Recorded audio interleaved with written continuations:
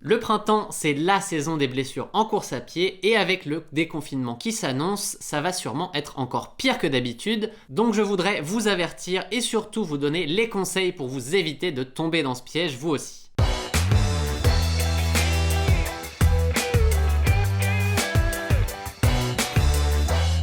Que vous ayez continué de courir pendant le confinement ou pas, cette vidéo vous concerne dans les deux cas, car je vous l'ai dit, dans tous les cas, le printemps est la saison des blessures pour tous les coureurs, ça ne fait pas exception. Pourquoi ça? Eh bien simplement parce que le printemps égale beau temps, égale jour plus long, égale j'ai envie de courir. Et cette envie de courir, qui est si bonne pour la santé en général, peut rapidement devenir néfaste si vous foncez tête baissée sans faire attention. Je le rappelle, la course à pied est le sport le plus simple à pratiquer, mais c'est aussi le sport qui a le taux de blessure le plus important, avec près d'un coureur sur deux qui est embêté chaque année avec une blessure plus ou moins grave. Et la raison de ces blessures, eh bien la majeure partie du temps, c'est de notre faute. Notre faute. Notre faute. On peut blâmer les chaussures comme on le fait souvent, c'est la solution de simplicité, mais la vérité c'est que dans la majeure partie des cas, on en fait trop, on en fait plus que ce que notre corps est capable d'encaisser et évidemment à la fin on se blesse. Je ne vais pas vous refaire tout le speech sur la quantification du stress mécanique lié à l'entraînement. Si vous voulez aller voir ça et comprendre en détail pourquoi on se blesse, je vous remets la vidéo ici. L'important à retenir, c'est que si vous augmentez trop rapidement le volume ou l'intensité de votre entraînement, vous en faites plus que ce que votre corps est capable d'encaisser et là, eh bien, vous allez vous blesser, c'est mathématique, ça marche quasiment à tous les coups. Si vous avez continué de courir pendant le confinement, évidemment, vous êtes les moins à risque, mais ça ne veut pas dire qu'il ne faut pas faire attention à certains points en particulier. N'allez surtout pas faire une sortie très longue dès le premier week-end où vous allez pouvoir le faire pour essayer de rattraper toutes les sorties longues que vous avez manquées. Ça, c'est vraiment la recette parfaite pour la blessure, je vous le dis. Ne partez pas non plus sur des grosses séances de fractionnés qui ne seraient pas du tout en phase avec votre forme actuelle. Bref, que ce soit pour le volume global, pour le volume de la sortie longue, pour l'intensité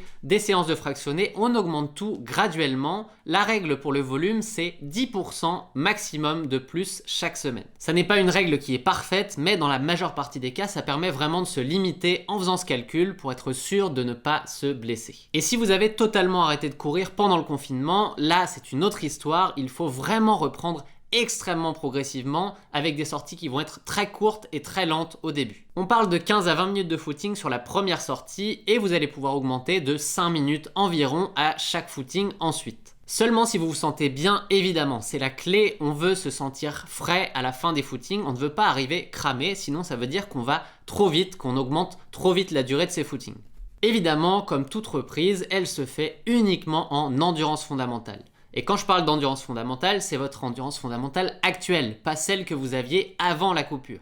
Donc grosso modo, si vous avez un cardio, vous le mettez et vous vous assurez de ne pas dépasser les 75% de votre fréquence cardiaque maximale. Et sinon, vous devez être capable de prononcer une courte phrase comme si vous étiez en train de discuter avec quelqu'un. Évidemment, vous ne pensez pas au fractionné tout de suite. Il faut au moins 3 semaines d'endurance fondamentale pour recréer cette base d'endurance, recréer cette habitude pour le corps à la course à pied. Et là, vous pouvez commencer éventuellement à réintroduire des séances de fractionné assez faciles. Et si vous cherchez un plan clé en main pour bien gérer cette période, je vous ai mis le lien vers le campus dans la description. Les plans sont totalement adaptés à cette phase de reprise post-confinement. Voilà, c'est dit, je sais que certains ne vont pas mettre de j'aime sur cette vidéo car je n'ai pas exactement dit ce qu'ils auraient voulu entendre. Malheureusement, il n'y a pas de formule magique, la progressivité c'est obligatoire, aucune chaussure ne pourra suffisamment amortir les chocs pour vous empêcher de vous blesser si vous vous entraînez trop par rapport à ce que vous avez fait dans les semaines précédentes.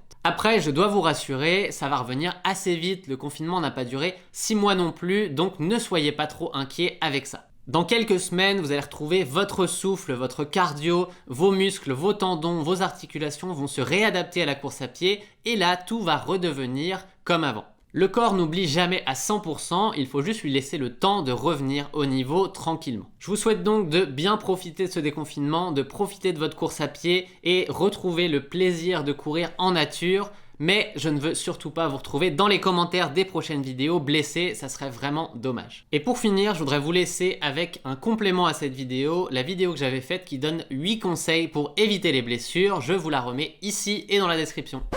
Et pour ceux qui veulent venir discuter de ce sujet et savoir comment on le traite directement dans le campus, on est live actuellement avec Tristan sur la chaîne Campus Coach, je vous y retrouve tout de suite. Allez, C'est parti.